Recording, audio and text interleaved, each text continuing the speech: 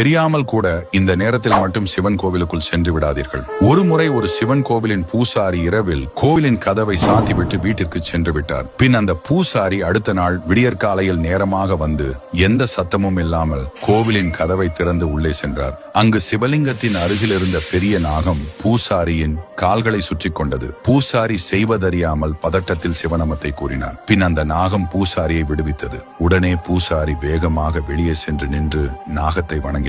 உடனே நாகம் சிவலிங்கத்தின் பின்னால் சென்றது. பூசாரி மனதை தைரியப்படுத்திக் கொண்டு உள்ளே சென்று பார்த்தார். ஆனால் அந்த நாகம் அங்கு இல்லை. அப்போதுதான் அந்த பூசாரி உணர்ந்தார், நாகத்தின் வடிவில் இருந்தது சிவபெருமான் என்று. அதனால் தான் சிவன் கோவிலின் கதவை திறக்கும் போது சங்குகள் ஊதி மத்தளங்கள் வாசித்து மந்திரங்களை கூறிய பின் 3 முறை கதவை தட்டிய பின் தான் கதவை திறப்பார். ஏனெனில் உள்ளே சிவன் எந்த ரூபத்தில் கூட இருப்பார். சிவனின் மீது நம்பிக்கை உள்ளவர் வீடியோவை சப்ஸ்கிரைப் செய்து கொள்ளுங்கள்.